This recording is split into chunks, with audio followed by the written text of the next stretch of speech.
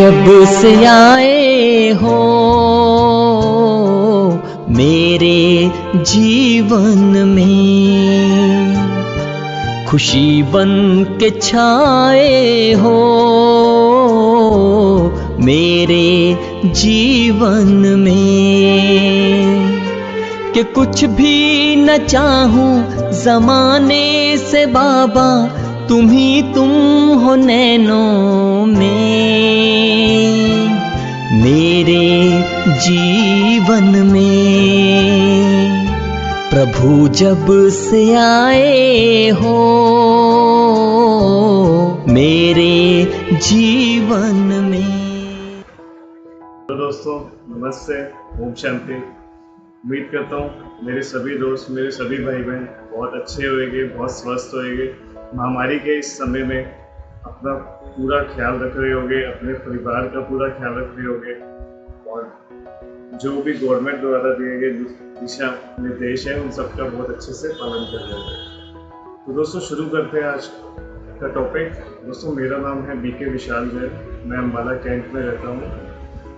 मेरे परिवार में मेरे मम्मी पापा, मैं, मेरी वाइफ है। दोस्तों मैंने एमकॉम स्टडी पास आउट करा था कॉमर्स स्ट्रीम में, और अभी दोस्तों मैं ग्लास वर्क कर रहा हूँ। बेसिकली जो आजकल रेजिडेंशियल में ग्लास वर्क होता है, रेजिडेंशियल के अलावा कॉमर्शियल में पार्टीशन होता है, तो मेरा दोस्तों टफन ग्लास और सिक्योरिटी ग्लास का सोल्यूशन है। और अभी दोस्तों मैं आपके साथ शेयर करना चाहूँगा कि मैं प्रजापिता ब्रह्मा कुमारी ईश्वरीय विश्वविद्यालय में कैसे जुड़ा, कैसे मुझे यहाँ का परिचय मिला। तो दोस्तों बात ये लगभग 2011 मई की है। उस वक्त मैंने अपने कॉलेज का सेकेंड ईयर, बीकॉम का सेकेंड ईयर पास आउट करा था। तो मेरे दोस्त ने मुझे बताया कि वो शाम को इवनिंग में मेडिटेशन करने के लिए किसी आश्रम में जाता है। तो दोस्तों उस वक्त तो जिस वक्त उसने मुझे बताया तो मैंने उसका थोड़ा सा मजाक उड़ाया। मैंने कहा आश्रम में जाते हो मेडिटेशन करने, अभी क्या उम्र है ये वो, ऐसा मैंने कहा। तो उसने कहा कि आप एक बार मेरी रिक्वेस्ट पे एक बार आश्रम में विजिट करना, जस्ट आप एक बार देखना कि हम क्या करते हैं, कैसे करते हैं। आप भले ही आगे आओ ना हो, हमें कोई दिक्कत नहीं है। तो मैंने उसकी बात सुनी, मैंने कहा चलो ठीक है, मैं एक बार तो ज़रूर आऊँगा, जब भी कभी टाइम लगेगा तो मैं ज़रूर आऊँगा। दोस्तों मैं गया उससे मिलने। बेसिकली तो मैं दोस्तों वहाँ उससे ही मिलने गया था, लेकिन दोस्तों जो वहाँ पे मेरा फर्स्ट डे मुझे बहुत ही अलग सी बात लगी। तो वहाँ वो अलग बात यही थी कि जो भी वहाँ पे बहनें रहती है आश्रम में, उसमें से एक बहन ने मुझे बताया कि आप यहाँ पे आए हो, भले ही आप अपने दोस्त से मिलने के लिए आए हो, लेकिन जो सच्चाई है वो कुछ और ही है। मैंने कहा सच्चाई क्या है फिर? तो उन्होंने मुझे बताया कि आपको यहाँ पे भगवान ने बुलाया है, आप यहाँ पे भगवान के निमंत्रण पर आए हो। वो ठीक है जरिया आपका दोस्त बना है यहाँ आने का, लेकिन आपको यहाँ बुलाने वाला स्वयं भगवान है। तो दोस्तों ये बात मुझे बड़ी अलग सी लगी। खैर दोस्तों कुछ टाइम तो मैंने इस बात को याद रखा, लेकिन आगे चल के मैं थोड़ा सा ढीला हो गया। लेकिन मैं दोस्तों बहुत ही ज़्यादा शुक्रिया, तहे दिल से धन्यवाद करना चाहूँगा हमारी उन आश्रम की सभी बहनों का, जिन्होंने मुझे बहुत बूस्ट किया और 7 डेज़ का कोर्स कराया। उस 7 डेज़ का कोर्स करने के बाद दोस्तों मुझे पता लगा कि मेरी असली पहचान क्या है और परमात्मा कौन है, भगवान कौन है, जिसे हम भगवान कहते हैं। और दोस्तों अभी तक तो सुनते आए थे कि भगवान एक है, आखिर वो कैसे एक है, परमात्मा की सत्य पहचान मिली मुझे। वैसे तो दोस्तों जो मेरी परिवार है, जो मेरी फैमिली है, हम जैन फैमिली से बिलोंग करते हैं, तो घर में थोड़ा बहुत तो माहौल धार्मिक वैसे ही रहता था। लेकिन दोस्तों फिर भी मन में तरह तरह के क्वेश्चन उठते थे भगवान को लेके, या कह लो तरह तरह के क्वेश्चन कह लो, या कह लो जो भी कर रहे थे उसमें संतुष्टि नहीं थी। चाहे वो पूजा पाठ हो गया, किसी भी तरह से हम जो भी पूजा अर्चना कर रहे थे उसमें संतुष्टि नहीं थी, कि कुछ शायद मिसिंग है, इस तरह का भाव मन में आता रहता था। तो दोस्तों बहनों ने मुझे 7 डेज़ का कोर्स कराया, और 7 डेज़ का कोर्स करने के बाद मुझे उन्होंने कहा कि आपने आश्रम में मेडिटेशन करने के लिए आना है। तो ये था दोस्तों कि मैं संस्था के संपर्क में कैसे आया। उसके बाद दोस्तों अभी मैं आपसे शेयर करना चाहूँगा जो मैंने यहाँ पे प्रजापिता ब्रह्मा कुमारी ईश्वरीय विश्वविद्यालय में ज्ञान पाया है, नॉलेज पाई है, उसके आधार पे ऐसी इम्पोर्टेंट बात जो मुझे बहुत अच्छी लगी और मुझे बहुत अलग भी लगी, जो आज तक कभी मैंने सुनी ही नहीं थी। तो दोस्तों इसमें से एक बात तो ये है कि दोस्तों हमारी अब ये ना आदत बन गई है हम सबकी कि अगर कोई भी गलती हो तो हमेशा दूसरों पे क्वेश्चन मार्क उठाना, हमेशा दूसरों पे उंगली उठाना। तो दोस्तों हम सभी की ये शायद अब तो ऐसी आदत बन गई कि शायद हमारे ये ब्लड में चीज आ गई है। तो जो मुझे यहाँ पे ज्ञान मिला उसमें मुझे यहाँ पे समझ आया कि हम जो भी करते हैं, हमारे साथ जो भी होता है वो सब हमारी ही जिम्मेवारी बनती है।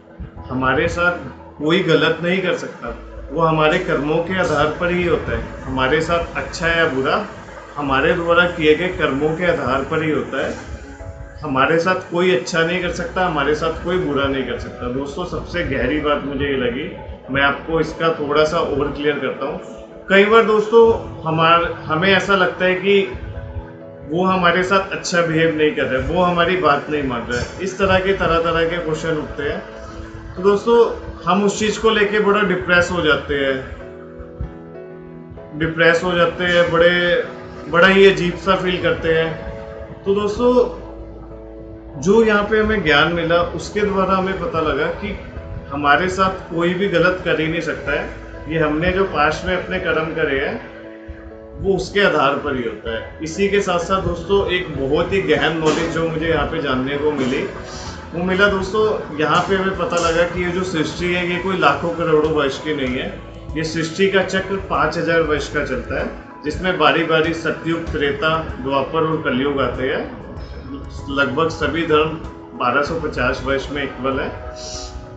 तो दोस्तों मुझे ये पता लगा यहाँ पे कि जो भी ये साइकिल चल रहा है, 5000 वर्ष का सृष्टि चक्र चल रहा है, ये हूबहू रिपीट होना है। इसका क्या मतलब है दोस्तों कि आज जो भी हमारे साथ इंसिडेंट हुआ जिसमें हमें बहुत ही तकलीफ हुई या हमें लगा कि ऐसा तो होना नहीं चाहिए था, ये क्यों हुआ, क्यों, क्या, तरह तरह के क्वेश्चन हमारे मन में उठ जाते हैं। तो दोस्तों वो जो ड्रामा की नॉलेज मिली, वो जो ज्ञान मिला कि सृष्टि चक्र कैसे रिपीट होता है, उससे मन को बड़ी शांति मिली। वो कैसे दोस्तों, मैं आपको एक एग्जांपल के साथ क्लियर करता हूँ। दोस्तों हम कोई मूवी देख रहे हैं, हमने वो मूवी शुरू से एंड तक देख ली।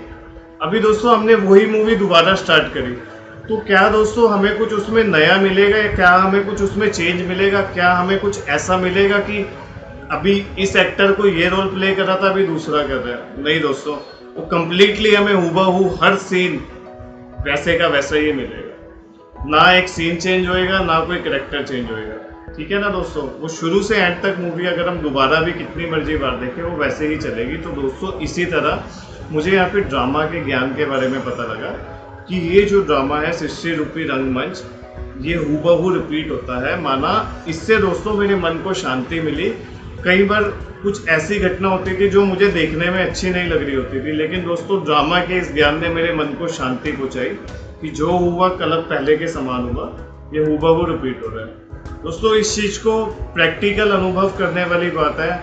शायद आपको लगेगा कि मेरा कहना इजी है, लेकिन दोस्तों जब आप इस चीज़ को अनुभव करोगे तो आपको ये चीज़ समझ में आएगी। दूसरा दोस्तों, सभी को लेके एक समान भावना जो मुझे यहाँ पे जानने को मिली कि यहाँ पे कोई भेदभाव नहीं है, चाहे वो किसी भी धर्म का हो, कोई रंग रूप देख के यहाँ पे ज्ञान नहीं दिया जाता है। ये दोस्तों यहाँ की बहुत ही अनोखी और अलग सी बात मुझे लगी कि यहाँ पे किसी तरह का किसी के साथ कोई भेदभाव नहीं है। ये बहुत ही अच्छी बात थी दोस्तों। और इसके अलावा दोस्तों मैं आपसे शेयर करना चाहूँगा कि यहाँ पे आने के बाद मेरे में आया हुआ कोई बड़ा परिवर्तन क्या रहा, बड़ा बदलाव क्या रहा। जैसा कि दोस्तों मैंने आपको बताया कि मैं यहाँ पे 2011 मई बीकॉम कॉलेज के सेकेंड ईयर के बाद यहाँ से जुड़ा था, यहाँ के संपर्क में आया था। तो दोस्तों वो मेरी एक ऐसी थी टीनेज जिसमें मेरे अंदर बुराइयों का प्रभाव आना शुरू हो गया था, और बस लगा लो कि मैं कुसंग के बहुत ही नज़दीक था। मेरी संगत में दोष बहुत अच्छे लेवल पे आ जाता और वो बढ़ सकता था दोस्तों। और इसी के अलावा मेरा खान पान, मेरी दृष्टि रीति, सब चीज़ों में दोस्तों मेरा विक्रम, मेरा प्रभाव, उन चीज़ों का प्रभाव काफ़ी बढ़ सकता था। लेकिन दोस्तों मैं बहुत ही खुश नसीब खुद को अनुभव करता हूँ कि मुझे भगवान ने यहाँ पे निमंत्रण बहुत ही सही समय पे दिया, क्योंकि वो एज एक ऐसी एज होती है दोस्तों जहाँ से आप अपना जीवन संवार भी सकते हो और जहाँ से आप अपना जीवन अंधकार में भी ले जा सकते हो। और इसके अलावा दोस्तों मुझे बात बात पे गुस्सा आ जाता था। मैं बहुत ही शॉर्ट टेम्पर था कि मुझे इरिटेशन बहुत जल्दी होती थी। और खुशी का तो मुझे दोस्तों पता ही नहीं था कि खुशी कहाँ है। अभी तक तो खुशी दोस्तों मैं वस्तुओं में ही तलाशता आया था या किसी मनुष्यों में, देहधारियों में। तो दोस्तों ये एक जीवन का ऐसा बदलाव था जो मुझे भगवान के द्वारा ही मिला। मैं कह सकता हूँ दोस्तों मुझे इस बात का गर्व है कि यहाँ पे आके मुझे नया जीवन मिला। और ये दोस्तों मेरे लिए बहुत ही प्राउड की बात है कि भगवान ने मुझे निमंत्रण देके मेरी लाइफ संभाली। अंत में दोस्तों मैं आपको एक यही मैसेज देना चाहूँगा कि जहाँ पे अभी तक मैंने आपके साथ जो भी बातें शेयर करी दोस्तों, ये सब मेरा खुद का एक्सपीरियंस है। लेकिन दोस्तों अगर आप भी अनुभव करना चाहते हो तो आपको एक बार यहाँ पे आके मेडिटेशन जरूर सीखना चाहिए। आपको दोस्तों जब भी हम किसी को कुछ समझाते हैं तो वो दूसरा व्यक्ति तब तक उसको प्रैक्टिकल में नहीं कर पाता है जब तक उसने उसका अनुभव ना किया हो। तो दोस्तों मैंने आपको जो भी बताया मैंने अपने अनुभव से बताया। मैंने किसी के पब्लिसिटी या कुछ कहने के लिए नहीं बताया, किसी के कुछ कहने से नहीं बताया दोस्तों, ये मेरा खुद का अनुभव है। और दोस्तों मैं आप सबसे यही चाहूँगा, यही दुआ करूँगा कि जो प्राप्ति मुझे यहाँ पे हुई है, जो जीवन मेरा भगवान ने बदला है आज के इस दोस्तों माहौल में जहाँ टेंशन अपनी चरम सीमा पर है, डिप्रेशन की कोई लिमिट ही नहीं है दोस्तों, तो दोस्तों मैं चाहूँगा कि आप भी एक बार यहाँ पे आए और अनुभव करें दोस्तों, क्योंकि आपका अनुभव ही आपको आप में बदलाव ला पाएगा। तो यही मेरा आपको दोस्तों संदेश रहेगा कि आप एक बार आइए और यहाँ पे अनुभव करें। अंत में दोस्तों मैं अपनी वाणी को विराम देना चाहूँगा इस गीत की 2 लाइनों के साथ कि दोस्तों, क्योंकि मैंने तो आपको बताया कि मुझे स्वयं भगवान ने बुलाया, तो उस भगवान के लिए 2 लाइनें। कौन कहते हैं भगवान आते नहीं, तुम मीरा के जैसे बुलाते नहीं, तुम मीरा के जैसे बुलाते नहीं। कौन कहते हैं भगवान खाते नहीं, बेर शबरी के जैसे खिलाते नहीं, बेर शबरी के जैसे खिलाते नहीं। अच्युतम केशवम कृष्ण दामोदरम राम नारायणम जानकी वल्लभम। कौन कहते हैं भगवान नाचते नहीं, कौन कहते हैं भगवान नाचते नहीं। गोपियों की तरह तुम नचाते नहीं, गोपियों की तरह तुम नचाते नहीं।